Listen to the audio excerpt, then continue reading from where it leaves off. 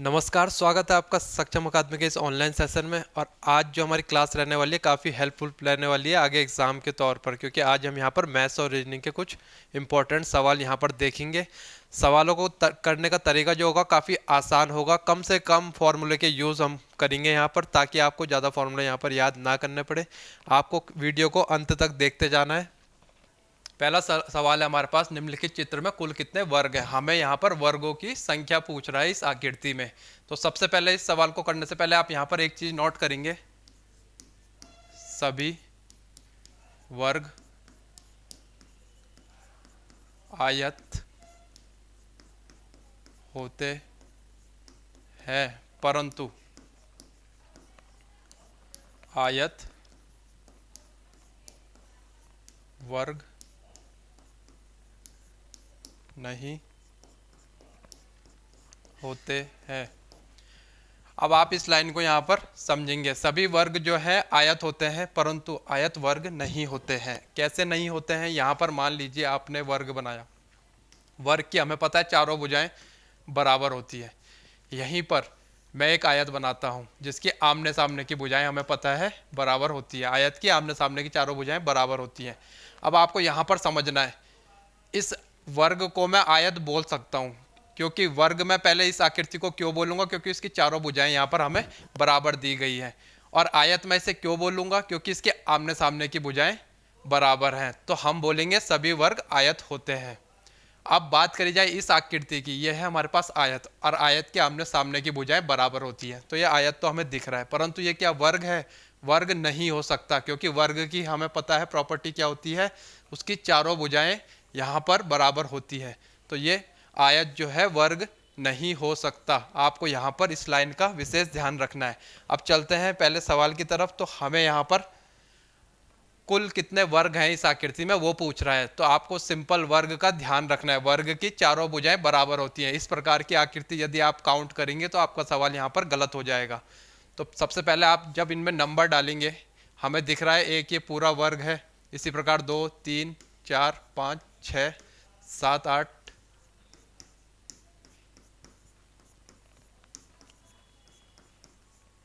इस प्रकार 16 वर्ग तो हमें यहाँ पर मिल चुके हैं सीधे सीधे। जो ये छोटे छोटे डब्बे हैं प्रत्येक, उनकी चारों भुजाएं यहाँ पर बराबर हैं। और जब 16 वर्ग मिल चुके हैं तो अब उसके बाद आप कैसे काउंट करेंगे?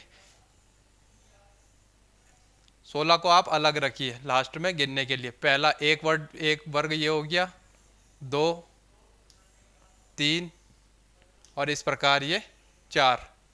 तो 4 वर्ग तो हमारे पास ये हो गए। अब आप बीच की दो लाइनों को लेंगे, तो बीच की लाइन में आपको एक वर्ग ये दिख रहा है 5, फिर एक वर्ग हमें ये दिख रहा है 6, और एक वर्ग ये हमारे पास 7 आ गया। अब जब आपने बीच की दो इस प्रकार की लाइनें ली हैं, अब आप इस प्रकार की इन दोनों लाइनों में चलेंगे तो 8, फिर ये हमारे पास आ जाता है 9। तो 9 तो हमारे पास यहाँ पर संख्या मिल गई हमें वर्ग की। अब उसके बाद आगे कौन सा काउंट करेंगे हम? अब यहाँ से इन 3 खानों वाला वर्ग, तो एक इस कोने का वर्ग हो गया 3 खानों का, इसी प्रकार चारों खानों का वर्ग आप नोट करेंगे। तो 9 और 4 हो जाते हैं हमारे पास 13। 13 तो एक कुल वर्ग हो गए।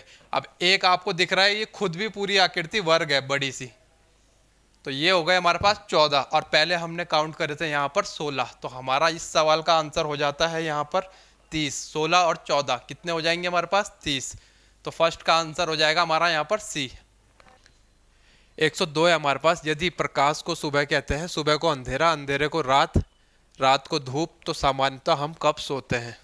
मैंने हर बार कहा है इस प्रकार के बेसिक सवालों में आपसे जो पूछा गया है आपको सीधे वहाँ पर वो चीज़ पकड़नी होती है। तो आपसे पूछा गया है हम कब सोते हैं। अब नॉर्मली आप कब सोते हैं? रात में। और रात को क्या कहना है? रात को धूप हमें कह रहा है। तो हमारा आंसर हो जाएगा ऑप्शन ए।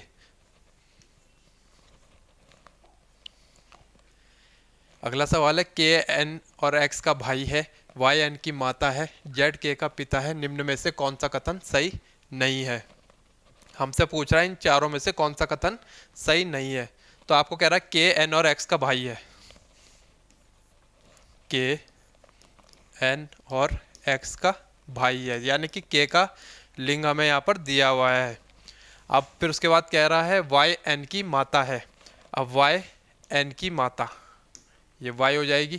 तो वाई माता है यानी कि स्त्री, तो हम यहाँ पर इसे माइनस से दिखा देंगे। जेड के का पिता है। अब जो है जेड के का पिता यानी कि इन तीनों का पिता, सीधे सीधे। अब हमसे कह रहा है कौन सा कथन सही नहीं है, तो ऑप्शन सी में हमें दिख रहा है एन सदैव एन का भाई है। वो कह रहा है एन जो है हमेशा सदैव एन एक्स का भाई है। अब भाई कैसे होगा, यहाँ पर तो हमें इसका जेंडर पता ही नहीं है, ना यहाँ पर हमें पता है कि ना ही पुरुष है और ना ही महिला, तो हम सदैव भाई नहीं बोल सकते, बहन भी हो सकती है। तो ऑप्शन सी हमारा यहाँ पर सही होगा। हमें यही पूछ रहा है कि कौन सा कथन सही नहीं है, तो ऑप्शन सी में जो दिख रहा है हमें एन सदैव एक्स का भाई है, ये कथन हमारा गलत हो जाएगा। 104 हमारे पास 30 लड़कियों की एक पंक्ति में शिवानी अपने मूल स्थान से 6 स्थान बाईं ओर खिसकती है, तो बाएं से उसका स्थान 8वां है। उर्वशी दाएं से क्या स्थान होगा यदि उर्वशी का मूल स्थान शिवानी के मूल स्थान से 4 स्थान दाहिनी ओर था। तो हमारे पास यहाँ पर दिया गया है टोटल लड़कियां हैं हमारे पास 30। जैसा जैसा सवाल कह रहा है आपको वो नोट करना है। कुछ भी चीज़ हमारी यहाँ पर मुश्किल नहीं होती है, हमें बस जैसा सवाल में कहा गया है वो नोट करना है। एक पंक्ति में शिवानी अपने मूल स्थान से 6 स्थान बाईं ओर खिसकती है, तो मान लीजिए ये शिवानी है, शिवानी को मैं यहाँ पर एस लिख रहा हूँ। अब वो 6 स्थान बाईं ओर खिसक रही है, 1 2 3 4 5 6।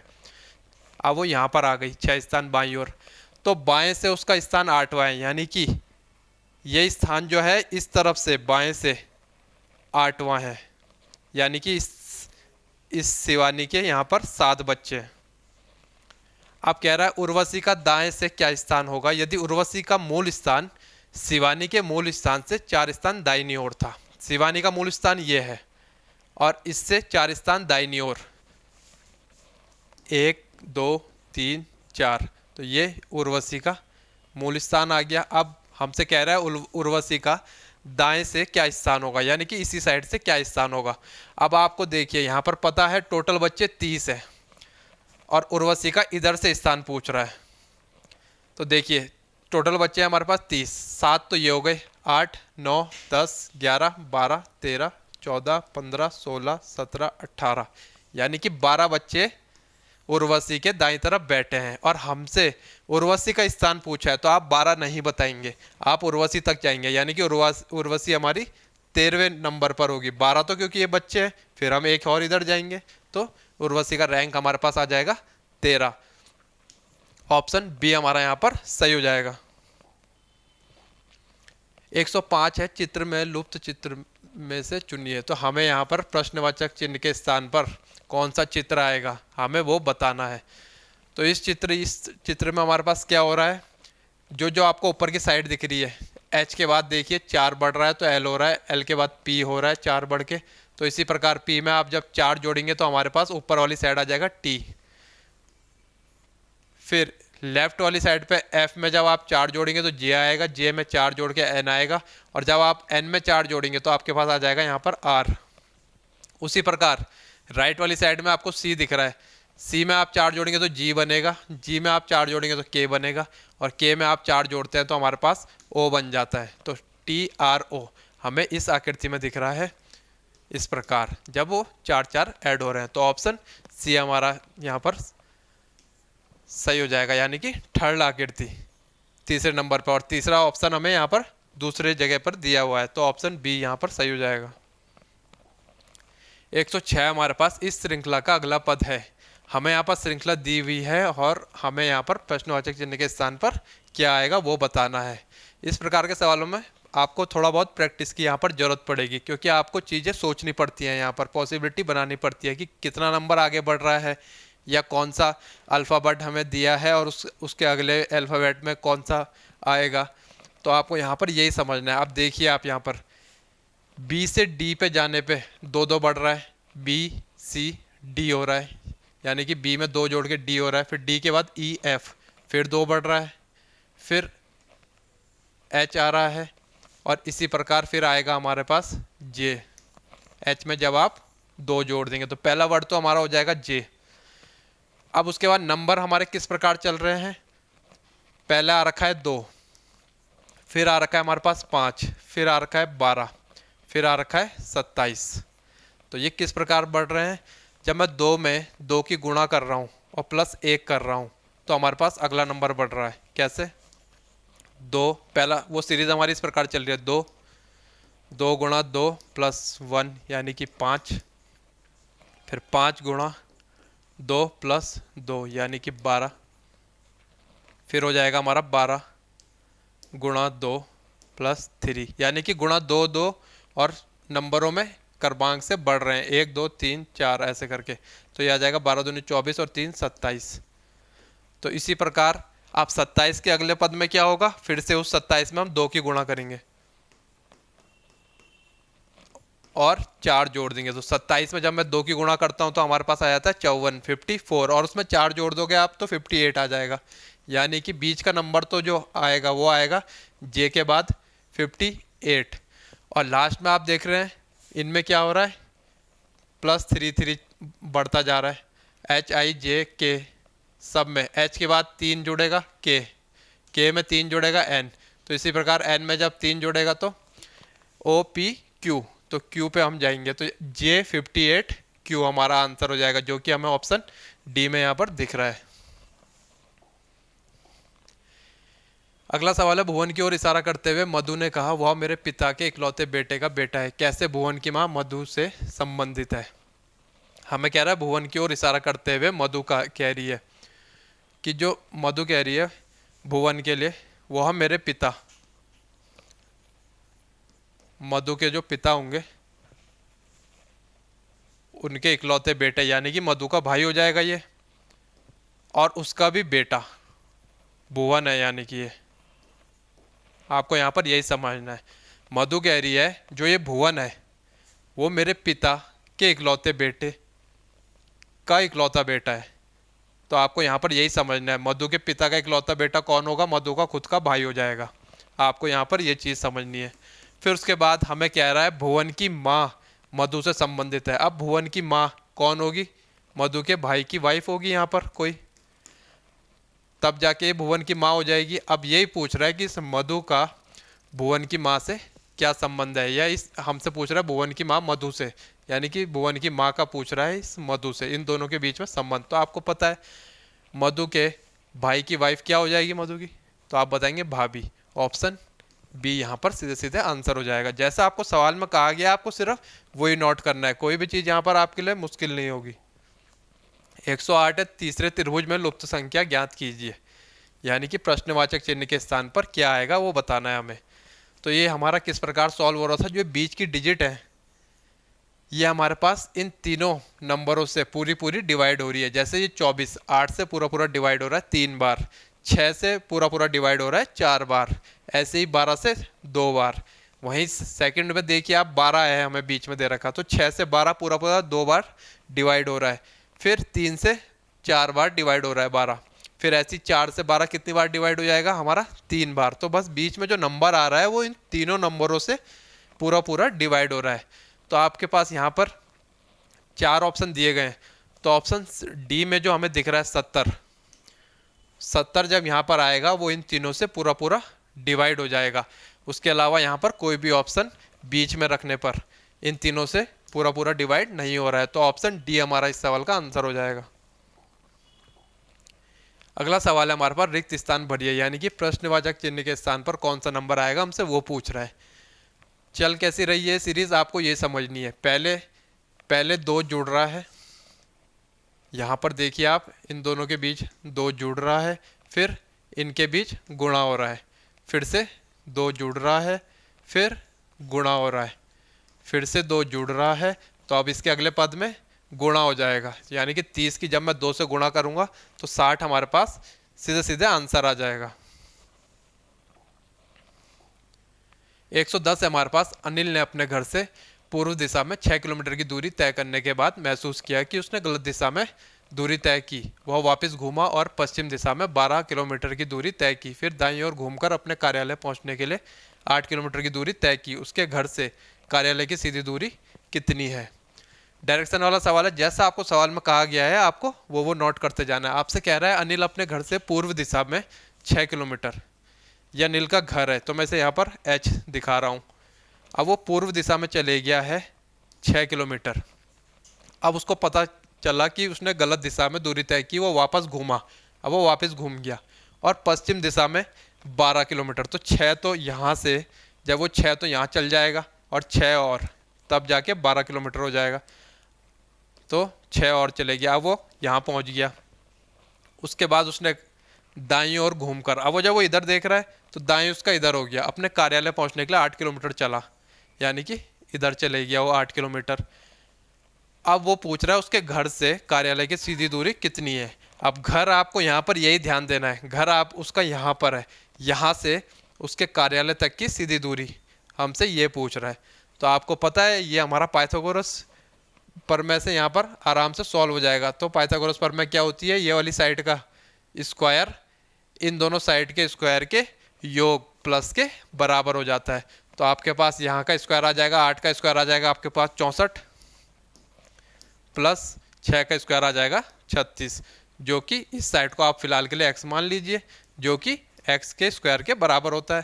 तो ये हो जाएगा हमारे पास 100 बराबर x स्क्वायर। तो x बराबर आ जाएगा √100। तो x बराबर हमारे पास 10 आंसर आ जाएगा। हमें पता है √100 की वैल्यू क्या होती है हमारे पास 10। तो ऑप्शन सी हमारा यहाँ पर आंसर हो जाएगा। 111 है हमारे पास, किसी निश्चित कोड में BRAKTHROUGH को इस प्रकार लिखा जाता है, तो उसी कोड में डिस्ट्रीब्यूशन को किस प्रकार लिखा जाएगा। कोडिंग डिकोडिंग वाला सवाल है हमारे पास। तो आपको यहाँ पर ज़्यादा से ज़्यादा आप कितनी चीज़ें सोच सकते हैं, ये कोड किस प्रकार बन रहा होगा, यहीं पे हमारी तर्क शक्ति यानी कि रीजनिंग मैटर करती है। आपको कैसे सोचना है अब यहाँ पर देखिए, बी के बाद BR आपको दोनों वर्ड सेम दिख रहे हैं, उसके बाद जो कोड बन रहा है वहाँ पर भी हमें कहीं ना कहीं सेम दिख रहे हैं। फिर उसके बाद EA देखिए आप, EA यहाँ पर सेम दिख रहा है, तो आप कहेंगे हाँ EA साथ में है। फिर इसी प्रकार आपको OU सेम दिख रहा है, तो आप कहेंगे हाँ यहाँ पर OU भी सेम है। तो बस आपको यहाँ पर यही समझना है, यानी कि दो दो के जोड़े सेम चल रहे हैं आगे कूट पे। तो आप जैसे ये हो गया आपका पहला जोड़ा, आप इसे 1 लिख लीजिए। ये हो गया EA दूसरा जोड़ा, फिर तीसरा, ये चौथा, ये पांचवा और ये सिक्स्थ। तो इस प्रकार हमारे पास ये 6 जोड़े बन रहे हैं। अब ये 6 जोड़े किस प्रकार बन रहे हैं, EA कौन से नंबर पे है, दूसरे, तो आप यहाँ पे लिखेंगे 2। फिर हमारे पास आ रहा है OU कौन से नंबर पे, 5। फिर आ रहा है हमारे पास HR का जोड़ा कौन से नंबर पे है, हम बताएंगे 4। फिर आ रहा है BR यानी कि पहले नंबर पे। फिर आ रहा है हमारे पास GH, तो GH कौन से नंबर पे आ रहा है, 6th नंबर पे।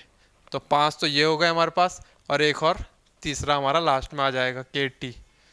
तो इस प्रकार ये जोड़े हमारे सीक्वेंस बना रहे हैं 2 5 4 1 6 3 इस फॉर्म में। तो बस आपको ये जो वर्ड दिया गया है इसमें भी आपके 12 नंबर है, तो आप इनके जोड़े बना दीजिए। पहले 2 का, फिर इनका, फिर इनका, 4 5 और ये 6 जोड़े आपके इस प्रकार बन जाएंगे। तो आपसे दूसरा जोड़ा सबसे पहले आएगा, तो दूसरे जोड़े में हमें दिख रहा है ST। फिर पांचवा जोड़े में हमें दिख रहा है TI। फिर चौथा जोड़ा है हमारे पास BU। फिर पहला जोड़ा है हमारे पास DI। फिर हमारे पास है 6th नंबर वाला यानी कि ON। और फिर है हमारे पास 3rd नंबर वाला यानी कि RI। तो इस प्रकार आपका ये कूट यहाँ पर बन जाएगा। तो ST TI BU DI ON RI, option B हमें यहाँ पर दिख रहा है। सीधे सीधे हमारा यहाँ पर आंसर हो जाएगा। अगला सवाल है, एक आदमी का मुंह पश्चिम की ओर और वह 45% दक्षिणवर्ती घूमता है, फिर 180 डिग्री दक्षिणवर्ती घूमता है, तदुपरांत 315 वामावर्ती घूमता है। अब उसका मुंह किस दिशा की ओर है। डायरेक्शन वाला सवाल है, हम कैसे करेंगे, जैसा हमें सवाल में बोला गया एक आदमी का मुंह पश्चिम दिशा की ओर है, इधर को वो आदमी देख रहा है। अब उसके बाद कह रहा है 45 डिग्री वो दक्षिणावर्त इधर देख रहा है तो दायां हाथ उसका इस तरफ हो जाएगा, तो दक्षिणवर्ती भी हमारा इसी साइड आएगा। 45 डिग्री कह रहा है, यानी कि अब वो ये हमारे पास अगर वो पूरा यहाँ देखता तो 90 हो जाता, यानी कि आधे में। अब वो व्यक्ति यहाँ पर देख रहा है, घूम गया। फिर उसके बाद कह रहा है 180 डिग्री दक्षिणवर्ती, यानी कि फिर से इधर ही को 180 डिग्री। तो आपको पता है सीधी सरल रेखा 180 डिग्री यानी कि अपोजिट में आ जाएगा वो। अब उसने यहाँ देख लिया सीधे सीधे 180 डिग्री, यहाँ तक भी हमारा सवाल कंप्लीट हो गया। अब तदोपरांत 315 वामावर्ती घूमता है। अब वामावर्ती किधर हो जाएगा, 315 डिग्री, तो वो जब इधर देख रहा है और वामावर्त इस साइड 315, तो 315 को आप कैसे तोड़ेंगे? अगर वो पूरा 360 घूम जाता तो वो यहीं पे पहुंच जाता, परंतु 360 ना घूम के वो 315 यानी कि 45 डिग्री कम। तो आप बताएंगे 45 डिग्री कम यानी कि यहाँ तक ही घूम पा रहा होगा वो, तो आपका ये दक्षिण दिशा आ जाएगा। यहाँ पर सीधे सीधे आंसर ऑप्शन सी। करना क्या था, ध्यान से समझिए। एक व्यक्ति पहले पश्चिम की तरफ मुंह देख रहा था, फिर वो 45 डिग्री दक्षिणावर्त घूम गया, क्योंकि दक्षिणावर्त किधर हो जाएगा, जब वो इधर देख रहा है उसके इस साइड। अब उसके बाद वो कह रहा है 180 डिग्री, फिर इसके बाद 180 डिग्री दक्षिणावर्त। आपको पता है 180 डिग्री यानी कि बिल्कुल अपने अपोजिट 180 डिग्री की ये रेखा हो जाती है, ये एंगल इनके बीच 180 का बन जाएगा। तो वो अब यहाँ देख रहा है। अब उसके बाद क्या कह रहा है, 315 डिग्री वामावर्त घूमता है। अब 315 डिग्री के सबसे क्लोज 360 होता है। अब हमें पता है कोई व्यक्ति इधर देख रहा है, जब वो पूरा घूम के इधर ही देखेगा तब जाके कोई भी गोला 360 का होता है। अब 360 में से 315 कितना कम है, तो 45 कम है, यानी कि यहाँ तक आएगा, यानी कि यहाँ तक वो 315 डिग्री घूम रहा है। आपको बस यहाँ पर यही समझना है, सीधे सीधे हमारा यहाँ पर आंसर आ जाएगा। और 315 को आप 360 से ना तोड़ के 180 की फॉर्म में तोड़ेंगे तो आपको यहाँ पर देख रहा है अभी वो 180, तो दोबारा आपका यहाँ तक हो गया। फिर 180 में आप दोबारा से कितना जोड़ेंगे, 90 डिग्री यदि आप और जोड़ते हैं तो आपके यहाँ तक 270 आ गया, और 270 में आप 45 और जोड़ेंगे तो 315 आपका यहाँ पर आ जाएगा। तो इस प्रकार आपकी दिशा इधर नीचे यानी कि दक्षिण यहाँ पर आंसर हो जाएगा ऑप्शन सी। 113 है हमारे पास। यदि एक संख्या के 1/4 का 1/3 15 है तो उस संख्या का 3/10 कितना होगा? बेसिक सा सवाल हमें कह रहा है एक संख्या के, यानी कि हमें वो संख्या नहीं पता, तो एक संख्या के 1/4 का 1/3, मान लीजिए वो संख्या x है, इसके 1/4 इस प्रकार आप लिखेंगे का यानी कि गुणा 1/3, 1/3 कितना है 15। तो पहले आप संख्या निकाल लीजिए, तो इस प्रकार आपकी ये संख्या आ जाएगी x गुणा 1 से आप 1 को गुणा करेंगे 1 ही आएगा, 3 और 4 को मैं गुणा करूँगा तो 12 बराबर 15। अब ये 12 1 की x के साथ गुणा करूँगा तो x आएगा, और 12 उधर चले जाएगा 15 के साथ गुणा में, तो x की वैल्यू आ जाएगी हमारी 180। परंतु हमें यहाँ पर संख्या नहीं बतानी, उस संख्या का भी 3/10 बताना है, यानी कि x का 3/10। इस प्रकार हम 3/10 निकालेंगे, 3/10, तो x यानी कि 180, तो 0 से 0 कट जाएगा। 18 की जब मैं 3 के साथ गुणा करता हूं तो हमारे पास आ जाएगा 54। ऑप्शन डी यहाँ पर सीधे सीधे आंसर हो जाएगा। अगला सवाल है हमारे पास, एक घड़ी को दोपहर में 12 बजे शुरू किया जाता है, घंटे की सुई का घुमाव 5:10 तक होगा।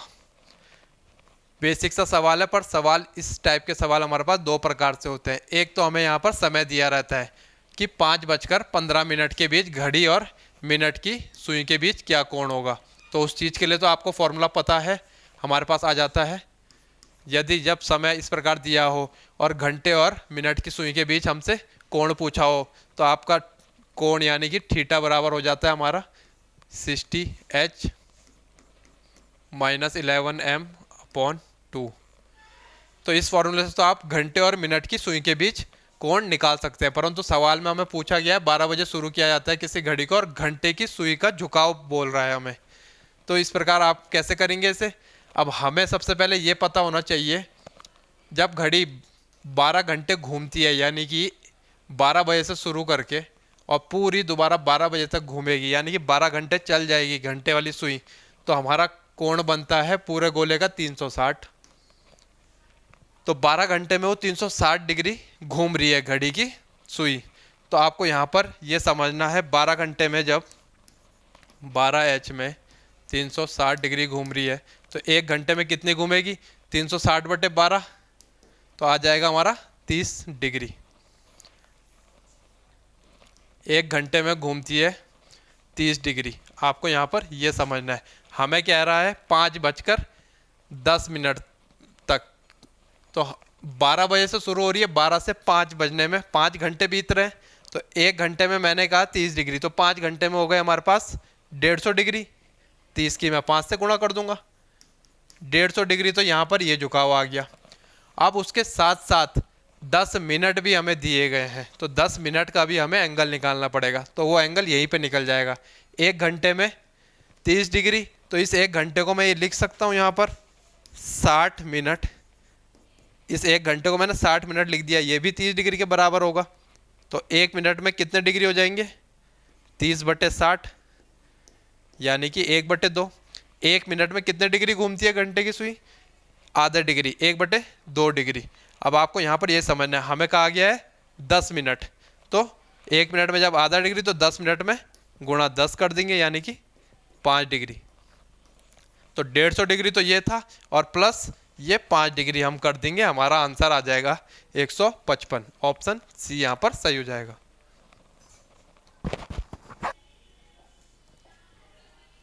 115 है हमारे पास।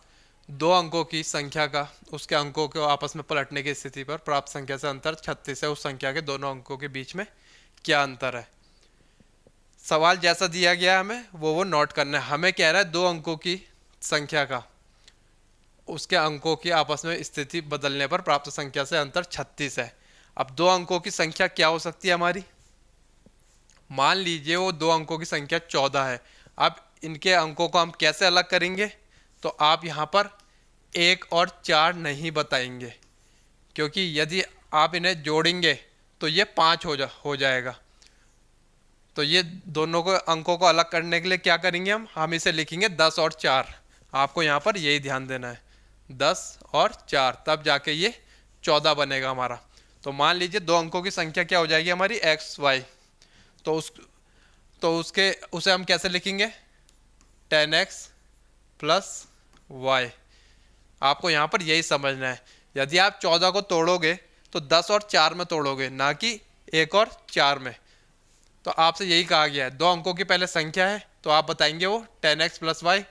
अब उसको अंकों को जब पलट दिया, यानी कि वो हो गया 10y + x। अंकों को इसी प्रकार पलटेंगे आप। और प्राप्त संख्या से अंतर कह रहा है, यानी कि माइनस इन दोनों के बीच का अंतर कितना दे रखा है हमें, 36। इस प्रकार हमारी ये इक्वेशन तैयार हो जाएगी। 2 अंकों की संख्या हो जाएगी हमारी 10x + y। अब उसका अंतर यानी कि अंकों को पलटने से, यानी कि पलटेंगे कैसे, 10y + x। अब उनके बीच का अंतर हमें 36 दे रखा है। बस अब इसके बाद आप इक्वेशन को आसानी से सॉल्व कर देंगे।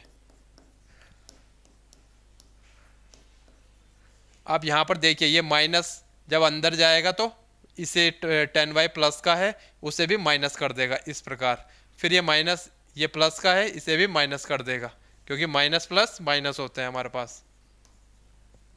तो ये हो जाएगा हमारे पास 10x में से जब मैं 1x कम कर दूंगा तो 9x, और ऐसे ही प्लस का 10y है और ये माइनस का 10y है, तो ये आ जाएगा माइनस का 9y। अब इसमें से हम क्या करेंगे, 9 कॉमन ले लेंगे, तो ये इस प्रकार बनेगा हमारा 9x - y = 36। तो x - y, अब ये 9 इंटू में x - y के साथ बराबर के उधर जाके डिवाइड में चला जाएगा। तो 36 को जब मैं 9 से डिवाइड करता हूँ तो हमारे पास आता है 4। हमसे सवाल में यही पूछा गया था, उस संख्या के दोनों अंकों के बीच में अंतर, यानी कि जो वो संख्या ली थी हमने x और y उनके बीच में अंतर। तो आप सीधे सीधे यहाँ पर बता देंगे क्या है उन दोनों संख्याओं के बीच का अंतर, आप बताएंगे 4। ऑप्शन ए यहाँ पर हमारा आंसर हो जाएगा। आपको यहाँ पर यही ध्यान देना है, संख्या को आप कैसे तोड़ेंगे, 10x प्लस वाई या फिर 10y प्लस एक्स। और यहाँ पर मैंने बता दिया क्यों तोड़ेंगे, हम इन्हें संख्या को ऐसे 1 और 4 अलग नहीं कर सकते। अगर ये 14 को हमें 2 भागों में बांटना है तो आप बताएंगे ये जो 1 है वो दहाई का अंक है, दहाई का अंक यानी कि 10 से गुणा, तो 10 और 4 में हमारा 14 टूटेगा, ना कि 1 और 4 में। यहाँ पर यही ध्यान देना है। अगला सवाल है, एक कक्षा के 22 विद्यार्थियों की औसत आयु 21 वर्ष है। शिक्षक की सम्मिलित करने पर औसत आयु में 1 वर्ष की वृद्धि हो जाती है। शिक्षक की आयु क्या है? एवरेज वाला सवाल है हमारे पास। तो सबसे पहले तो आपको औसत पता होना चाहिए। औसत कैसे होता है? यदि आप दो मित्र हैं और एक के पास आपके पास 80 रुपये हैं और एक के पास 20 रुपये हैं, और आपसे कोई पूछता है कि आप दोनों के पास औसतन कितने रुपए हैं, तो आप ये नहीं बताएंगे कि इसके पास 20 हैं और मेरे पास 80 हैं। इस प्रकार आप दोनों का अलग अलग नहीं बताएंगे। औसत का मतलब ही ये होता है। तो आप सामने वाले को जवाब देंगे हमारे पास औसतन 50 रुपये हैं। मैंने कहा दो मित्र हैं, एक के पास 80 है, एक के पास 20 है। अब इन दोनों से कोई आकर पूछता है कि आप दोनों के पास औसतन कितने रुपए हैं, तो ये अपने अलग अलग नहीं बताएंगे। औसत हमारे पास इस प्रकार निकलेगा, इन दोनों के योग और ये जितने ये लोग होंगे, यानी कि दो मित्र हैं तो दो नीचे आ जाएगा और इनके पास जितने पैसे हैं वो आपस में जुड़ जाएंगे। तो इस प्रकार 80 और 20 100 आ जाएगा और अपॉन 2, तो इस प्रकार हमारा 50 रुपये यहाँ पर औसत आ गया। तो आपको यहाँ पर औसत इतना ही समझना है। अब हम क्या करेंगे, यहाँ पर हमें बोला गया है एक कक्षा के 22 विद्यार्थियों की औसत आयु 21 वर्ष है। तो हम यहाँ पर 22 विद्यार्थियों की कुल आयु निकाल देंगे, क्योंकि हमें दिया गया है 22 विद्यार्थियों के औसत आयु।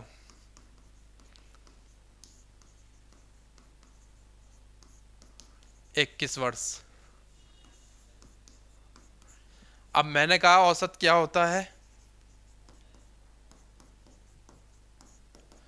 अब आयु की बात हो रही है तो आप यहाँ पर लिखेंगे वही जैसे हमने वहाँ पर पैसे जोड़े थे उन दोनों के। तो इस प्रकार यहाँ पर इन छात्रों की कुल आयु, इन सब की आयु जुड़ेगी और भाग देंगे किससे, जैसे वो दो लोग थे तो यहाँ पर कुल जितने छात्र होंगे। इस प्रकार हमारा औसत निकल जाता है, कुल छात्र। इस प्रकार हमारा यहाँ पर औसत निकल जाता है। अब आपको इन तीनों चीज़ों में से पहली लाइन में क्या क्या दे रखा है? औसत। औसत दे रखा है 21, यानी कि यहाँ पर तो आएगा हमारा 21। 22 विद्यार्थी यानी कि कुल छात्रों की संख्या हमें दे रखी है 22, यहाँ पर आएगा 21 सवाल के हिसाब से, यहाँ पर आएगा 22। तो आप निकाल देंगे यहाँ से कुल आयु, ये 22 को इधर भेज के, तो आपके पहले आ जाएगी 22 विद्यार्थियों की कुल आयु। सवाल को यहाँ पर ध्यान से देखना, कुल आयु, कुल आयु इन 22 छात्रों की कितनी आ जाएगी? 21 गुणा 22, तो 21 गुणा 22, तो ये जब आप करेंगे आपका आ जाएगा यहाँ पर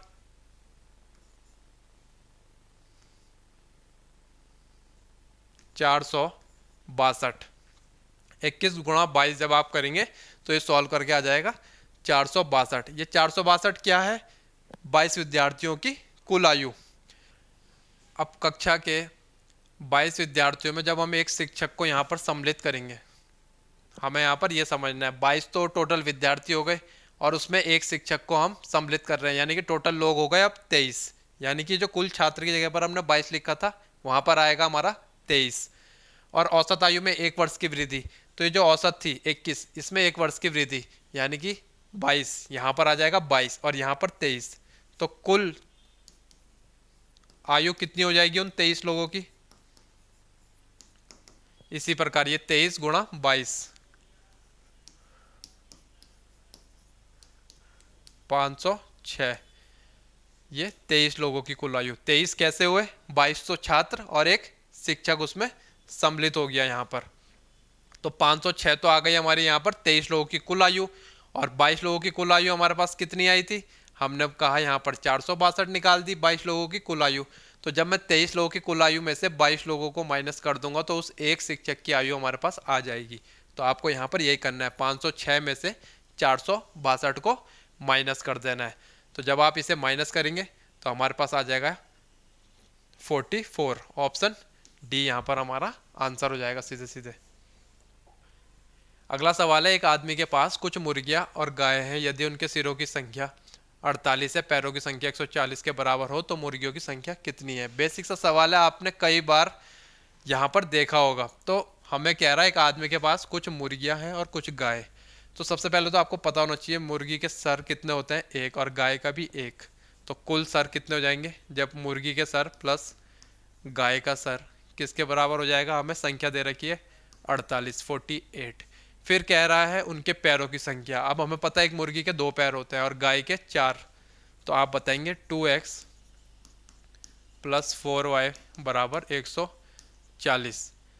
अब आपको ये इक्वेशन कैसे सॉल्व करनी है, पहले तो आप इस इक्वेशन को यहाँ पर और छोटा बना सकते हैं। सिर्फ इस इक्वेशन को आप कैसे कर सकते हैं, दोनों साइड आप 2 से भाग दे देंगे प्रत्येक अंक को, तो हमारा डिवाइड हो जाएगा।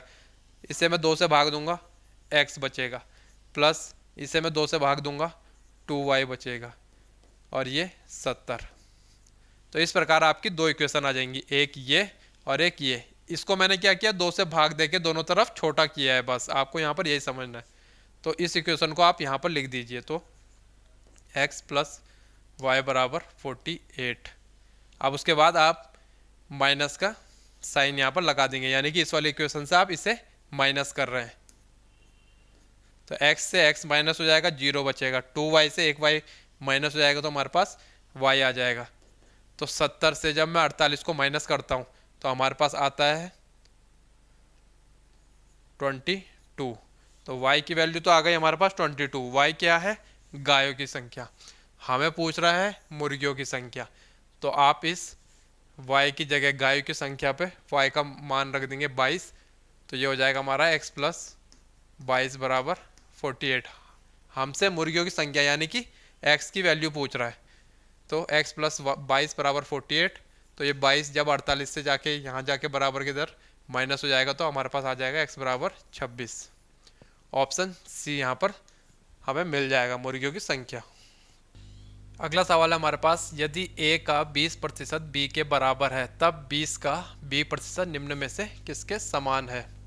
हमें कह रहा है a का 20% b के बराबर, तो आप इस प्रकार लिखेंगे a का 20% b के बराबर हो जाएगा हमारा।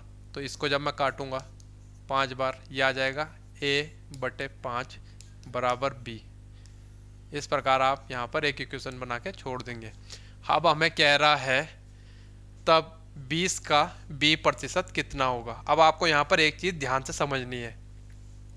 यदि एग्जाम्पल के लिए मैं आपको कहूँ 100 का 50% या फिर 50 का 100%, बात बराबर होगी। कैसे, 100 का 50% या फिर 50 का 100%, मान हमारे पास सेम आएगा। कैसे, 100 से 100 कट जाएगा, 50 आ जाएगा, यहाँ पर भी 100 से 100 कट जाएगा, हमें ये 50 मिल जाएगा। तो आपको यहाँ पर यही समझना है, 20 का b% कहे चाहे b का 20% कहे, बात बराबर होगी। तो हमें यहाँ पर कह रहा है 20 का b%, तो हम कहेंगे इसे b का 20%। तो दोनों तरफ हम 20-20% से यदि इस इक्वेशन में गुणा करेंगे,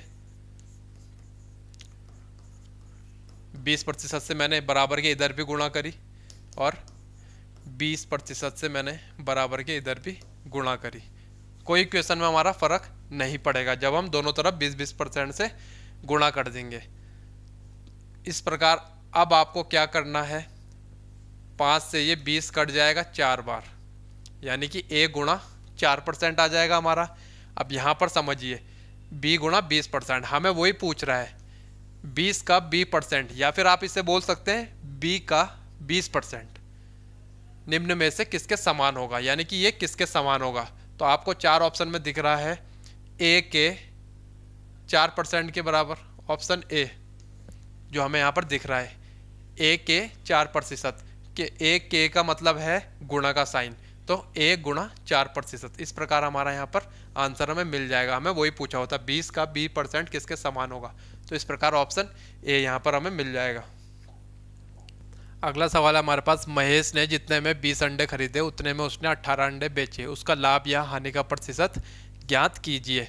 लाभ और हानि वाला सवाल है, किस प्रकार करेंगे। यदि मान लीजिए एक बार के लिए आपको एग्जाम में सवाल नहीं आता है, हमें कह रहा है आप किस प्रकार यहाँ पर ऑप्शन को एलिमिनेट करेंगे, हमें वो भी यहाँ पर सीखना है। आपको कह रहा है महेश जितने में 20 अंडे खरीदे उतने में उसने 18 अंडे बेचे, यानी कि महेश की जगह पे आप अपने आप को रख के देखिए। आपने जितने, मान लीजिए आपने 20 रुपये में 20 अंडे खरीदे और उतने में ही 18 अंडे बेचे, यानी कि 20 रुपये में 20 अंडे खरीदे और जब बेचने की बारी आई तो आपने 20 रुपये में 18 अंडे बेच दिए। आपके पास कितने अंडे शेष रह गए? अभी भी 2 अंडे शेष रह गए, यानी कि आप लाभ में चल रहे हैं। 4 ऑप्शन दिए गए हैं, हमें पूछ रहा है लाभ हो रही है या हानि प्रतिशत हो रहा है। तो आप सबसे पहले तो यहाँ पर बताएंगे लाभ हो रहा है, हानि प्रतिशत नहीं हो रहा है। तो हानि वाले 2 ऑप्शन तो आप इस प्रकार यहाँ पर काट देंगे।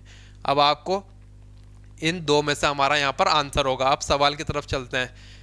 मान लीजिए महेश ने 20 रुपये में 20 अंडे खरीदे और उसके बाद 20 में उसने 18 अंडे बेच दिए। हमें वही कह रहा है उतने में ही उसने 18 अंडे बेचे। अब देखिए लाभ प्रतिशत का हमारे पास फॉर्मूला क्या हो जाता है? लाभ प्रतिशत बराबर विक्रय मूल्य यानी कि selling price minus cost price क्रय मूल्य बटे में हमारे पास हमेशा सीपी आएगा और गुणा 100। एसपी क्या है? सेलिंग प्राइस हमारा, और सीपी क्या है? Cost price. यानी कि एसपी है विक्रय मूल्य, जितने रुपए में चीज़ बेची गई, उस आदमी ने जितने में वो चीज़ बेची, और सीपी क्या है हमारे पास? कॉस्ट प्राइस, यानी कि जितने में वो चीज़ खरीदी, और नीचे आ जाएगा हमारा सीपी। तो बस आपको यहाँ पर क्या करना है लाभ प्रतिशत के लिए? एसपी यानी कि 20 माइनस 18 बटे 18, यह आ जाएगा हमारे पास 2 बटे 18 गुणा 100 यानी कि 2 बटे 9। अब 100 को जब मैं 9 से डिवाइड करता हूँ तो हमारे पास आता है 11 सही 1 बटे 9%। तो इस प्रकार उसे लाभ कितना हो रहा है? 11 सही 1 बटे 9%। ऑप्शन डी हमारा यहाँ पर सही हो जाएगा। लाभ परसेंट का फॉर्मूला क्या हो जाएगा? S P minus C P upon C P into 10। अब उसने यहाँ पर इस प्रकार, सबसे पहले बस आपको यहाँ पर यही समझना है उससे फ़ायदा हो रहा है लाभ, आपको इस प्रकार निकालना है। तो इस प्रकार आपके 2 ऑप्शन यहाँ पर सीधे सीधे डायरेक्ट एलिमिनेट हो जाएंगे यदि आपको ये सवाल ना भी आता हो, ये फॉर्मूला आपको ना भी आता हो। 120 है हमारे पास। एक परिवार में एक आदमी, उसकी पत्नी, उसके 4 बेटे, उनकी पत्नियां, परिवार के प्रत्येक बेटे के 3 बेटे और 1 बेटी हैं। परिवार में सभी पुरुषों की संख्या ज्ञात कीजिए। हमें यहाँ पर पुरुष और महिला दिखानी है पहले तो उनके आपको साइन निश्चित करने पड़ेंगे। पुरुष को आपको क्या रखना है और महिला का क्या। सो पुरुष को यदि मैं प्लस मानूंगा और महिला को यहाँ पर माइनस मानूंगा। हमें कह रहा है एक परिवार में एक आदमी और उसकी पत्नी है। अब यहाँ पर आप देखते जाइए, यहाँ पर एक आदमी है और उसकी पत्नी है, उनके 4 बेटे और उनकी पत्नियां हैं, यानी कि इनके 4 बेटे, 1 2 3 और 4 बेटे, और इनकी पत्नियां हैं 1 2 3 और 1 इसकी 4। आप इस प्रकार दिखा देंगे। माइनस के साइन को मैं पत्नी दिखा रहा हूँ यहाँ पर, ठीक है। अब उसके बाद हमें कह रहा है परिवार के प्रत्येक बेटे के 3 बेटे और 1 बेटी है। प्रत्येक बेटे के 3 बेटे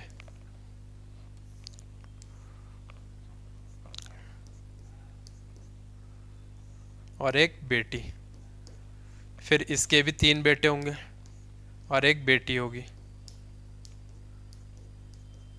फिर इसके भी 3 बेटे होंगे और 1 बेटी होगी, ये तीनों बेटे,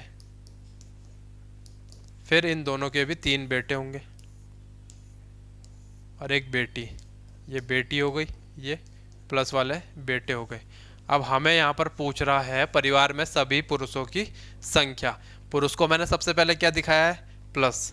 तो आप जितने भी यहाँ पर प्लस दिख रहे हैं उन्हें ऐड कर देंगे, वो हमारे सारे पुरुषों की कुल संख्या मिल जाएगी। 1 2 3 4 5 6 7 8 9 10 11 12 13 14 15 16 17।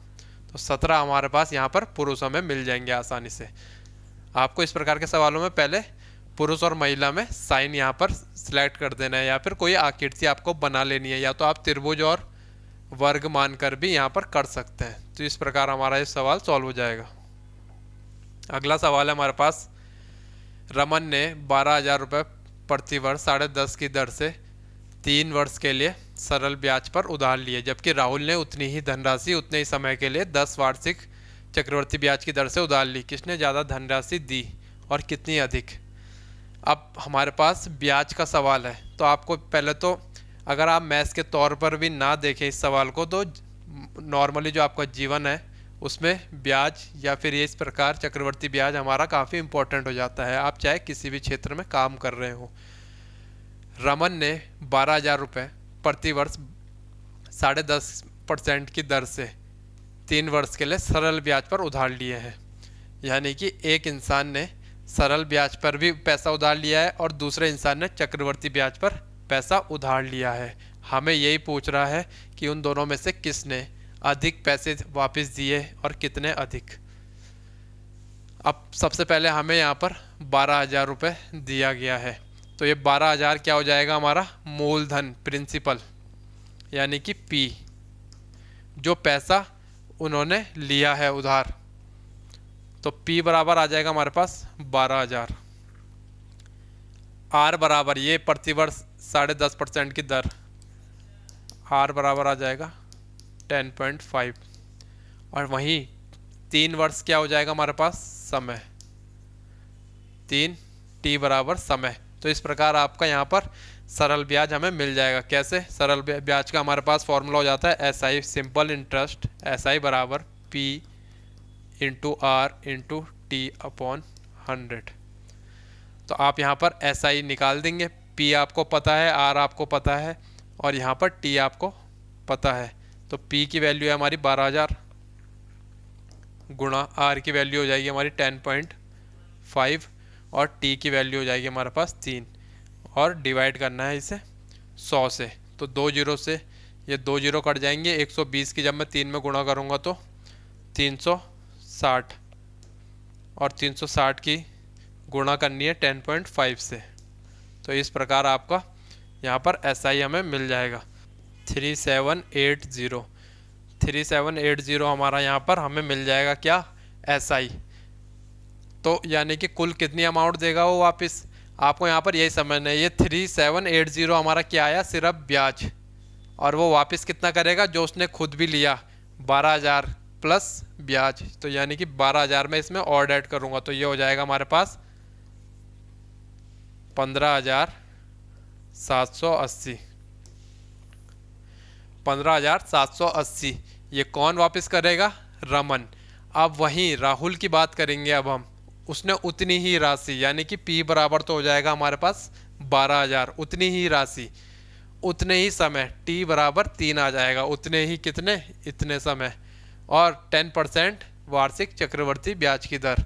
अब R बराबर क्या हो जाएगा हमारा 10, पर यहाँ पर ध्यान देना, यहाँ पर है चक्रवर्ती ब्याज, उसने लिए थे सिंपल इंटरेस्ट पे पैसे, और हमें सेकंड राहुल, उसने किसने, रमन ने लिए थे सरल ब्याज, साधारण ब्याज पे, और राहुल किस पे ले रहा है, चक्रवर्ती ब्याज पे। तो आपको यहाँ पर चक्रवर्ती ब्याज का ही फॉर्मूला लिख लेना है। तो फॉर्मूला आ जाएगा A बराबर P 1 प्लस R अपॉन 100 की पावर T। आपको यहाँ पर ये ध्यान देना है, हमारे पास ये चक्रवर्ती ब्याज का फॉर्मूला आया था। अब ये A क्या है, A हो जाती है हमारी अमाउंट। साधारण ब्याज में हमें अमाउंट कैसे बनानी पड़ती है, पहले ब्याजी ब्याज निकालेंगे इस फॉर्मूले से, और उस ब्याज को मूलधन में जोड़ देंगे, यानी कि P प्लस SI साधारण ब्याज के लिए हमारा A मिल जाएगा। यहाँ पर हमें क्या है, यहाँ पर हमारा फॉर्मूला A से ही शुरू होता है। A बराबर, A क्या है हमारा मिश्र धन, यानी कि टोटल अमाउंट, ब्याज प्लस उसने जो पैसे लिए वो हमारा यहाँ पर डायरेक्ट मिल जाएगा। यानी कि आप करेंगे 12,000, P की वैल्यू 12,000 है, R की वैल्यू है 10 अपॉन 100 की पावर T की वैल्यू है हमारे पास 3, तो 10 से 100 कट जाएगा 10 टाइम्स, तो 1 प्लस 1 अपॉन 100, 12,000 ब्रैकेट में आ जाएगा। अब 1 प्लस 1 अपॉन 10 को आप इस प्रकार लिखेंगे कि होल पावर 3। अब इसके बाद आपको यहाँ पर समझना पड़ेगा, हमारे पास रमन ने कितने लौटाए, हमें यहाँ पर ये वैल्यू नोट कर देनी है 15,780। रमन ने 15,780 रुपये लौटाए। अब आपको उस सवाल से आगे यहाँ पर देखना है 12,000 गुणा 1 + 1/10 की पावर 3। तो 1 + 1/10 को मैं कैसे सॉल्व करूँगा, 12,000 तो हमारा ऐसे आ जाएगा, ब्रैकेट में सॉल्व करके आ जाएगा, ये 10 की गुणा इधर हो जाएगी +1 यानी कि 11/10 की पावर 3। ये हमारे पास ए की वैल्यू मिलती जाएगी हमें। इस प्रकार 12,000 को मैं ऐसे ही लिखूंगा। अब 11/10 की पावर 3 है यानी कि इन्हें 3 बार गुणा करना पड़ेगा।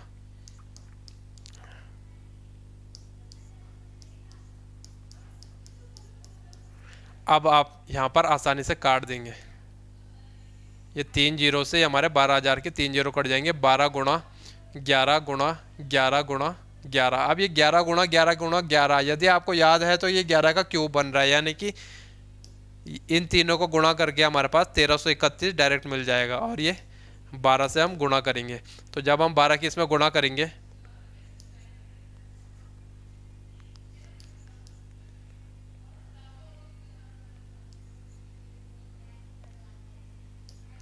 15,972 हमारे पास यहाँ पर आ जाएगा। तो ये टोटल अमाउंट आ जाएगी जो राहुल ने चुकाई।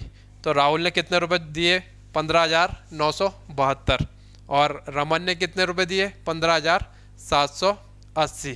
तो हमें यही पूछा गया था कि किसने ज़्यादा धनराशि दी और कितनी अधिक। तो आप बताएंगे राहुल ने ज़्यादा धनराशि दी और कितनी अधिक दी। तो आप इसमें से 15,972 में से 15,780 को माइनस कर देंगे। तो आप यहाँ पर लिखिए 15,972 में से 15,780। तो इस प्रकार जब आप यहाँ पर माइनस करेंगे तो हमारे पास आ जाएगा 192, यानी कि उसने 192 रुपये अधिक दिए। ऑप्शन डी यहाँ पर सीधे सीधा आंसर हो जाएगा। 122 हमारे पास पिता और उसके पुत्र की आयु का मध्यमान 27 वर्ष है। 18 साल के बाद पिता की आयु अपने पुत्र की आयु की दुगनी होगी, उनकी वर्तमान आयु क्रमशः है। एज वाला सवाल है हमारे पास। मध्यमान का मतलब यहाँ पर आपको समझना पड़ेगा औसत, यानी कि पिता और उसके पुत्र की आयु का मध्यमान 27 है, यानी कि पिता को यदि आप F लिखते हैं और पुत्र को P लिखते हैं, उनका मध्यमान हमें दिया है यानी कि औसत 27 वर्ष। तो आप कहेंगे उनकी कुल आयु कितनी हो जाएगी, कुल आयु इस प्रकार F + P, अब ये 2 इधर चला जाएगा 54। इस प्रकार आपकी एक इक्वेशन तो यहाँ पर बन जाएगी। अब हमें कह रहा है 18 साल बाद पिता की आयु, तो आप यहाँ पर समझेंगे पिता की आयु, वर्तमान आयु आज F है, 18 साल बाद कुछ होगी, अपने पुत्र की आयु की दुगनी होगी, यानी कि जो पुत्र होगा उसकी भी 18 साल बाद पहले हम यहाँ पर करेंगे, फिर उसकी दुगनी होगी। हमें कह रहा है पिता की आयु 18 साल बाद पुत्र की आयु की दुगनी, तो आपको पुत्र भी तो 18 साल बढ़ेगा 18 साल बाद, आपको यहाँ पर यही समझना है। तो बस आप इस प्रकार यहाँ पर सॉल्व करेंगे। F + 18 बराबर 2 के अंदर दोनों में गुणा होगी 2P + 36। तो इस प्रकार ये 18 उधर चला जाएगा और 2P इधर आ जाएगा, F - 2P। अब ये 18 उधर जाएगा तो माइनस हो जाएगा, 36 में से 18 घटाऊंगा तो 18 आ जाएगा हमारे पास।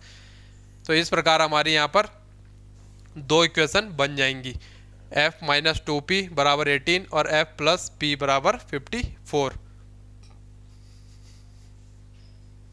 तो यहाँ पर आप कैसे करेंगे, अब इसके बाद वही x + y वाली इक्वेशन की तरह। तो यहाँ पर F + P बराबर 54, F - 2P बराबर 18। अब आप F यहाँ पर कैसे काटेंगे एक दूसरे से, जब हम इस इक्वेशन को माइनस कर देंगे तो माइनस करने से ये वाला साइन माइनस हो जाएगा तो ये वाला साइन प्लस हो जाएगा, फिर ये प्लस का है तो ये माइनस हो जाएगा। तो 54 में से जब मैं 18 को घटाऊंगा तो हमारे पास आ जाएगा 36। यहाँ पर F से F कट जाएगा और यहीं पर 2P, ये 2P प्लस का हो गया और ये एक और P हम जोड़ेंगे तो 3P आ जाएगा हमारे पास। तो P बराबर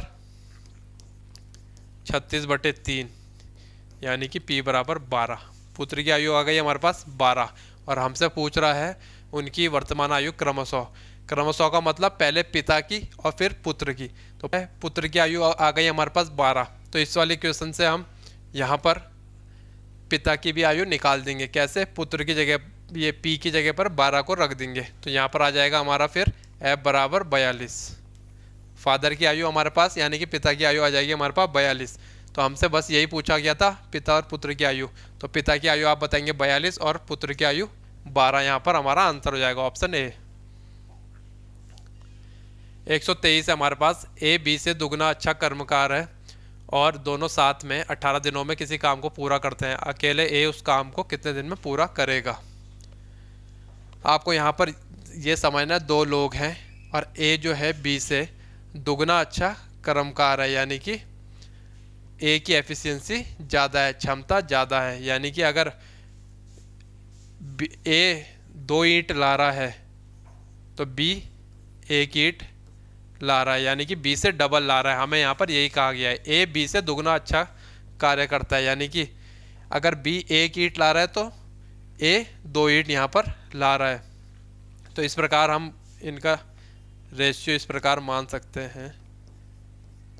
बी यदि 1 ईंट ला रहा है तो ए 2 ईंट ला रहा है यानी कि ए की एफिशिएंसी ज़्यादा है।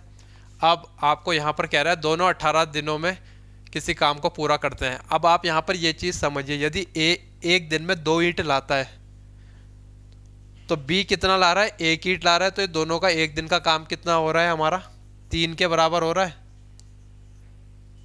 दोनों का 1 दिन का काम हमारा 3 के बराबर हो रहा है। अब वो दोनों साथ कितने दिनों तक काम कर रहे हैं? तो आप बताएंगे 18 दिनों तक।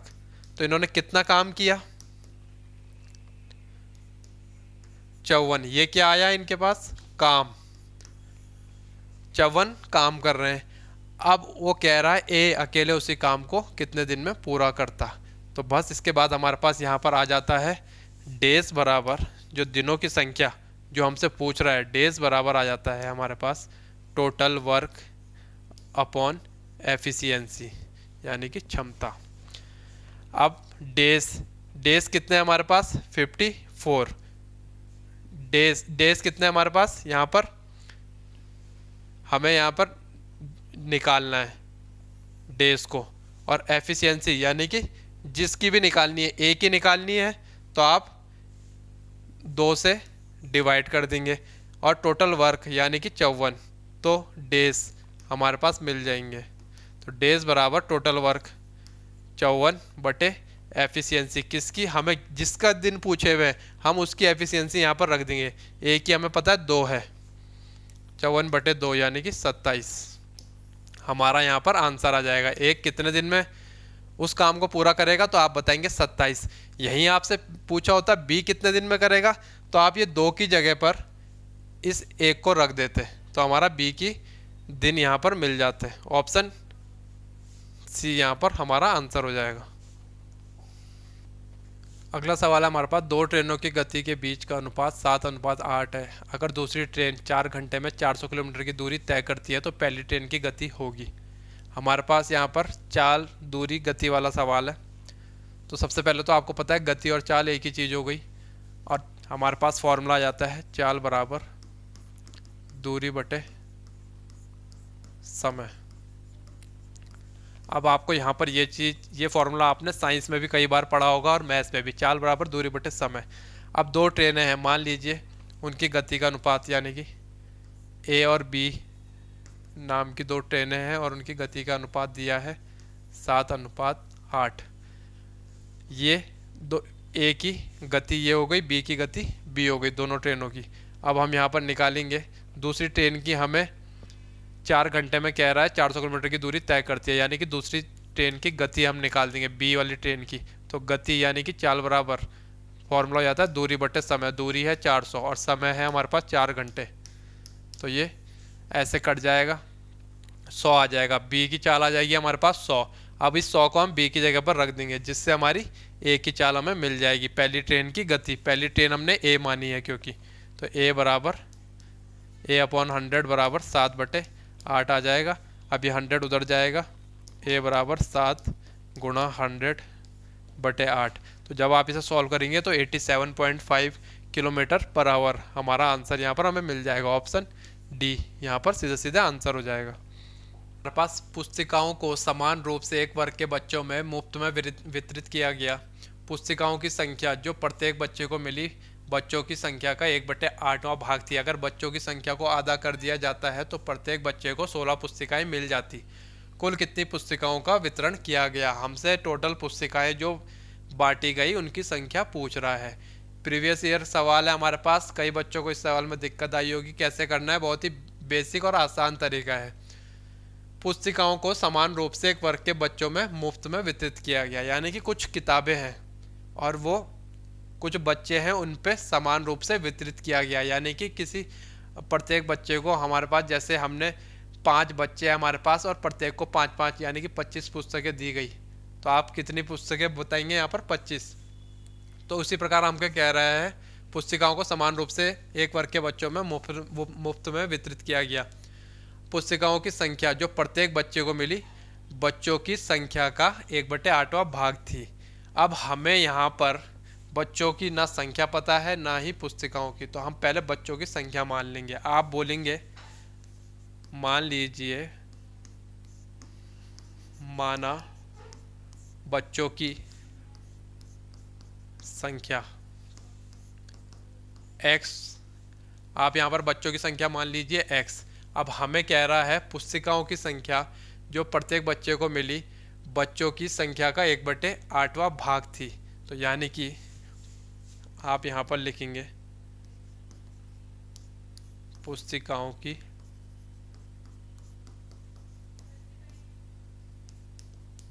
संख्या बच्चों की संख्या का 1/8, इस प्रकार आप लिख देंगे। अब यहाँ पर यही समझना है, ये कुल पुस्तिकाओं की संख्या नहीं है, ये प्रत्येक बच्चे यानी कि एक बच्चे को जितनी पुस्तिकाएं मिली हुई उनकी संख्या है। प्रत्येक कह रहा है ना, तो आप यहाँ पर पहले ही सवाल आपका बाद में गलत ना हो इसके लिए आप यहाँ पर समझिए। कुछ बच्चे हैं और प्रत्येक बच्चे यानी कि एक बच्चे को इस संख्या में पुस्तिकाएं मिल रही हैं। अब उसके बाद कह रहा है अगर बच्चों की संख्या को आधा कर दिया जाता तो प्रत्येक बच्चे को 16 पुस्तिकाएं मिल जाती। अब पहले आप यहाँ पर समझिए, माना बच्चों की संख्या आपने मानी है, टोटल कितने बच्चे हैं x, और प्रत्येक बच्चे को कितनी पुस्तकें बट रही हैं x/8। तो कुल पुस्तकें कितनी बटेंगी? पहले तो आप यहाँ पर इन दोनों से कुल पुस्तकें निकाल दीजिए। कुल पुस्तकें कितनी हो जाएंगी हमारे पास? एक बच्चे को जितनी पुस्तकें मिली गुणा उन बच्चों की संख्या x गुणा x/8। यहाँ पर यही समझना है। मान लीजिए बच्चों की संख्या है 10 और प्रत्येक बच्चे को 10 पुस्तक मिल रही है, तो कुल कितनी पुस्तकें बटेंगी? 100। कैसे? 10 गुणा 10 करके। तो उसी प्रकार माना बच्चों की संख्या x है और एक बच्चे को x/8 पुस्तकें मिल रही हैं, तो कुल कितनी पुस्तकें गई? इस x में x/8 की गुणा कर देंगे हम। तो ये हमारे पास कुल पुस्तकें हमें पता है, इतनी पुस्तकें वितरित की गई। अब उसके बाद यहाँ पर समझिए, अगर बच्चों की संख्या को आधा कर दिया जाता, बच्चों की संख्या कितनी थी? x/2। इसे यदि वो कह रहा है आधा कर दिया जाता तो प्रत्येक बच्चे को 16 पुस्तकें मिल जाती। अब प्रत्येक बच्चे को 16 मिल रही है तो कुल पुस्तकें कितनी हो जाएंगी हमारे पास? इन बच्चों की संख्या को आधा करने पे और 16 से मैं गुणा कर दूंगा, तो ये हमारे पास कुल पुस्तिकाएं वितरित जो हमने करी उनकी संख्या आ जाएगी। तो बस आपको यहाँ पर भी दिख रहा है कुल पुस्तिकाएं जो आपने वितरित करी और यहाँ पर भी दिख रहा है। तो आपसे यहाँ पर यही कहा गया है, अब इन दोनों को हमें बराबर रख देना है। x इंटू x/8 बराबर ये आ जाएगा हमारे पास 8x, x इंटू x/8 बराबर 8x। अब यहाँ से x से हमारा ये x कट जाएगा और ये आ जाएगा हमारे पास 8 इंटू 8 यानी कि 64। बच्चों की संख्या तो आ गई हमारे पास 64 एक्स की वैल्यू, और उसने पूछा कुल कितनी पुस्तिकाओं का वितरण किया गया।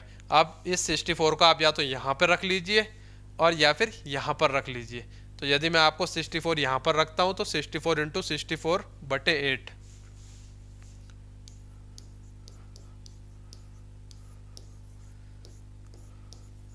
तो ये आ जाएगा हमारे पास 512 पुस्तिकाएं बांटी गई, यानी कि बच्चे थे हमारे पास 64 और पुस्तिकाएं बांटी गई कुल 512। ऑप्शन सी यहाँ पर हमारा आंसर हो जाएगा। दोबारा से समझेंगे इस सवाल को। आपको कुछ बच्चे दिए गए हैं और उन्हें कुछ पुस्तकें प्रत्येक बच्चे को दी गई हैं।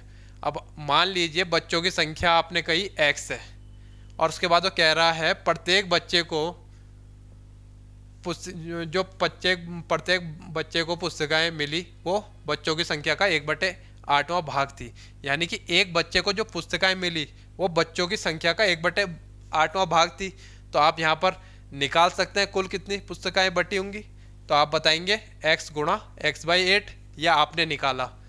अब उसके बाद वो कह रहा है अगर बच्चों की संख्या को आधा कर दिया जाए तो प्रत्येक बच्चे को 16 पुस्तिकाएं मिल जाती हैं। यहाँ पर आपने कर दिया बच्चों की संख्या को आधा, और गुणा 16 कर दोगे आप प्रत्येक बच्चे को जो मिली, तो वो भी आपकी कुल पुस्तिकाएं इस प्रकार भी बढ़ सकती हैं। तो दो कंडीशनों में आपकी पुस्तिकाएं बढ़ रही हैं। आपको यहाँ पर यही समझना पड़ेगा, जब बच्चे x हैं और पुस्तकों की संख्या x/8 प्रत्येक को मिल रही है तो कुल पुस्तिकाएं इतनी बढ़ रही हैं। अब यहाँ पर आपको यही समझना है। और जब x की जगह पर बच्चों को ही संख्या आधे कर रहे हो तो प्रत्येक बच्चे को 16 पुस्तिकाएं मिल रही है, तब भी हमारी कुल पुस्तिकाओं की संख्या यहाँ पर हमें निकल जाएगी।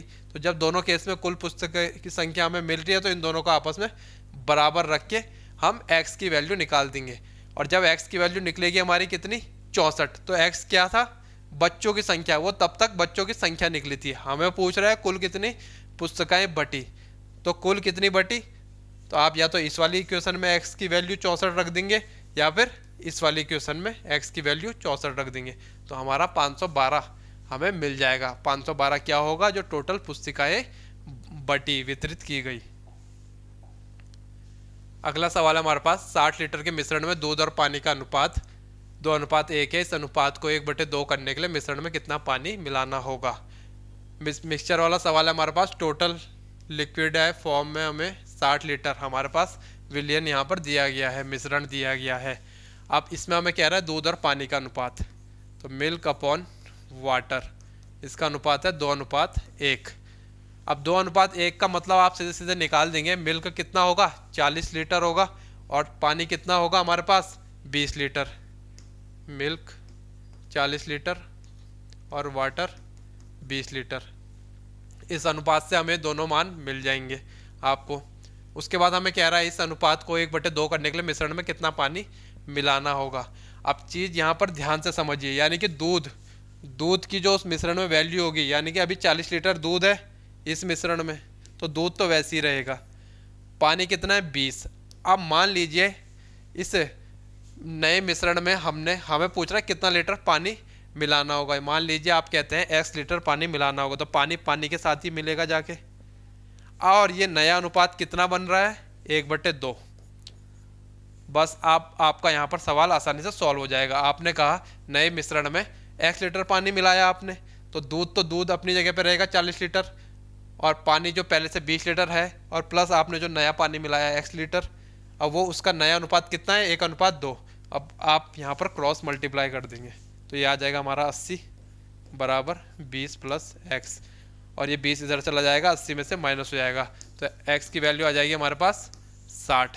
तो 60 लीटर जब आप नया इसमें पानी मिलाएंगे तो ये अनुपात इस प्रकार बन जाएगा हमारा 1/2। बेसिक सा सवाल है, आपको यहाँ पर यही ध्यान देना है। मिल्क और वाटर का हमें रेशियो दिया गया है, तो हम यहाँ पर, और टोटल मिश्रण हमें दिया गया है, तो वहाँ पर आप निकाल देंगे मिल्क की वैल्यू और पानी की वैल्यू आराम से।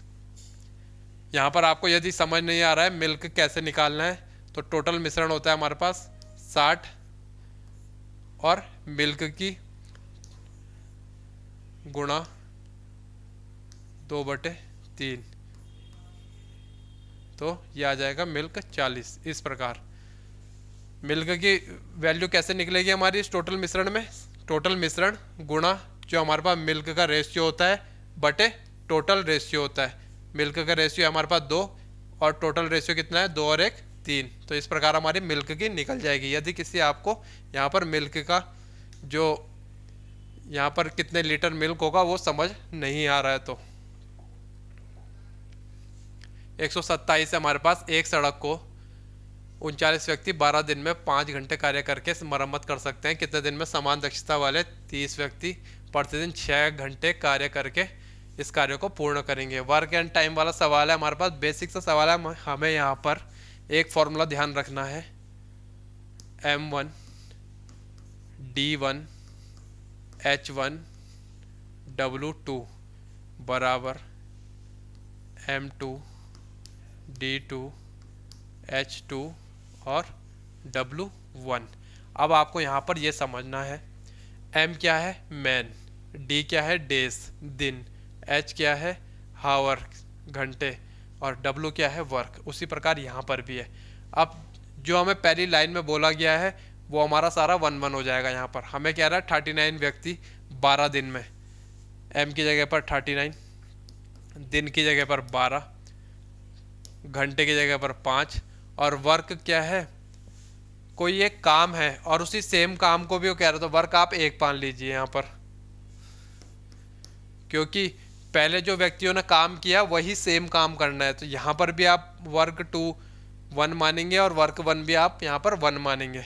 और वहीं M2 कितना है,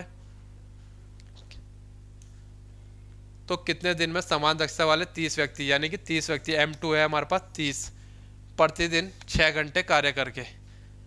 तो D हमें निकालना है D2 और कितने घंटे 6 घंटे और W1 है हमारे पास, हमने कहा वर्क 1 हो जाएगा हमारे पास इसी प्रकार, क्योंकि काम सेम हो रहा है।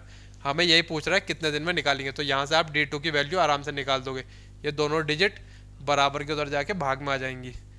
तो ये आ जाएगा हमारे पास D2 जो हमें बताना है कितने दिनों में पूछ रहा है, 39 गुणा 12 गुणा 5 बटे 30 गुणा 6। तो अब ये आपका कट जाएगा,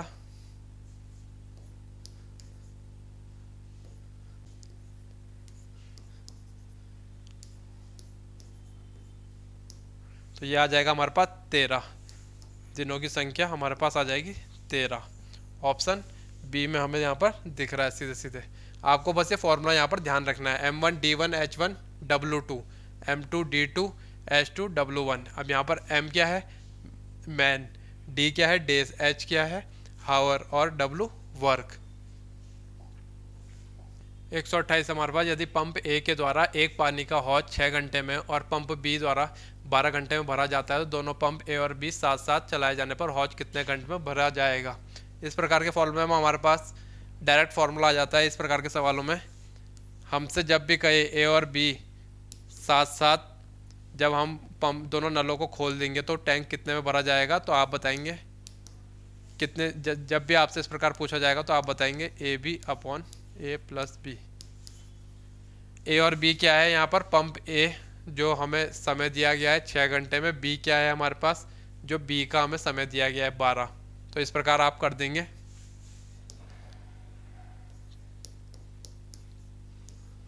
और 12 और 6 जब मैं जोड़ूंगा तो 18 आ जाएगा। तो वो दोनों जब हम उन दोनों को खोलेंगे तो कितनी देर में भरेंगे, तो आप बताएंगे 4 घंटे में एक साथ। या आप यहाँ पर डायरेक्ट यहाँ पर सॉल्व कर सकते हैं। जब भी आपको एक पंप दिया गया हो कि वो कितने देर में भरता है और फिर दूसरा दिया गया हो, उसके बाद आपसे जब भी पूछा जाए कि पंप ए और बी साथ साथ कितनी देर में अगर हम चलाएंगे उन दोनों को साथ में तो कितनी देर में वो टैंक हौज फुल कर देंगे, तो आप इस प्रकार दोनों का फॉर्मूला लगा देंगे ए प्लस बी हमारे पास यहाँ पर क्या दिखा रहा है जब हम दोनों को साथ साथ खोल रहे हैं, तो A B upon A plus B हमारे पास यहाँ पर डायरेक्ट फॉर्मूला हो जाएगा।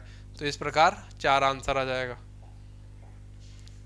अगला सवाल है 100 मिलीमीटर समतुल्य है। हमसे कह रहा है 100 मिलीमीटर किसके समतुल्य है। 4 ऑप्शन हमें दिए गए हैं। तो यहाँ पर आपको यूनिट का पता होना चाहिए। 1 मीटर बराबर 100 सेंटीमीटर और यहीं 1 सेंटीमीटर बराबर 10 मिलीमीटर।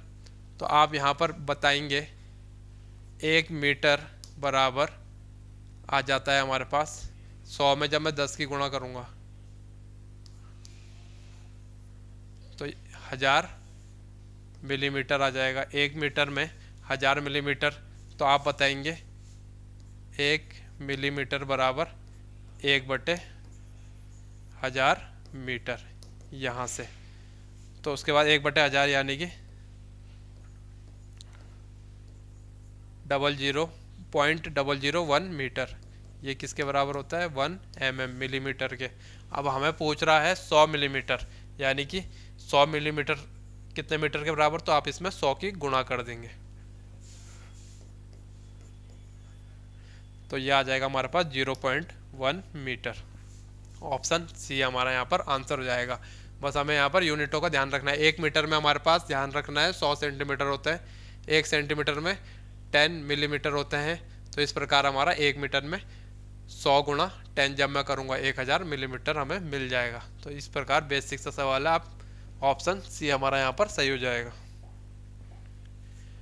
130 हमारे पास, राजन की वर्तमान आयु मोहन की आयु से 15 वर्ष अधिक है। 5 वर्ष बाद राजन की आयु मोहन की आयु से दुगनी हो जाएगी। राजन की वर्तमान आयु क्या है? हमें कह रहा है राजन की वर्तमान आयु मोहन की आयु से 15 वर्ष अधिक है। तो राजन की आयु में आर मान रहा हूँ और मोहन की आयु में एम। तो राजन की आयु मोहन की आयु से 15 वर्ष अधिक है। राजन की वर्तमान आयु मोहन की आयु से 15 वर्ष अधिक। इस प्रकार हमारी इक्वेशन बन जाएगी 5 वर्ष बाद राजन की आयु मोहन की आयु से दुगनी हो जाएगी। एक इक्वेशन हमारी ये बन जाएगी। अब हमें कह रहा है अगला 5 वर्ष बाद राजन की आयु मोहन की आयु से दुगनी। तो मोहन की भी पहले 5 वर्ष बाद लिखेंगे आप, और इससे दुगनी कह रहा है। ये आ जाएगा हमारे पास r+5 बराबर 2m + 10। अब ये 5 उधर चला जाएगा तो माइनस हो जाएगा, और ये 2m इधर आ जाएगा। r - 2m बराबर 10 में से जब मैं 5 माइनस करूँगा तो हमारे पास 5 आ जाएगा। इस प्रकार हमारी 2 इक्वेशन आ जाएंगी। अब हमसे कह रहा है राजन की वर्तमान आयु, यानी कि आप यहाँ पर r बराबर m+15 इस इक्वेशन में रख देंगे। इस r की वैल्यू यहाँ से r बराबर m+15।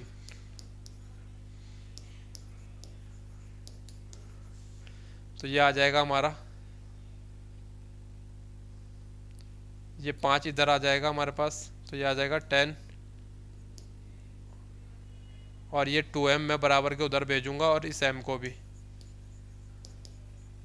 तो ये 2m बराबर को उधर जाके प्लस का 2m हो जाएगा और ये माइनस का हो जाएगा। तो और 2m में से जब मैं 1m कम करूँगा तो हमारे पास आ जाता है सिंपल 1m। तो m बराबर आ जाएगा हमारे पास 10। ये किसकी आई? मोहन की। और हमसे राजन की पूछ रहा है, तो आप यहाँ पर 10 को m की जगह पर रख देंगे। तो राजन की आयु आ जाएगी हमारे पास 25 वर्ष। ऑप्शन डी यहाँ पर हमारा आंसर हो जाएगा। तो फ्रेंड्स, ये था हमारा आज का सेशन। अपने मार्क्स यहाँ पर ज़रूर शेयर कीजिए जितने सवाल आपको आते होंगे। तो धन्यवाद।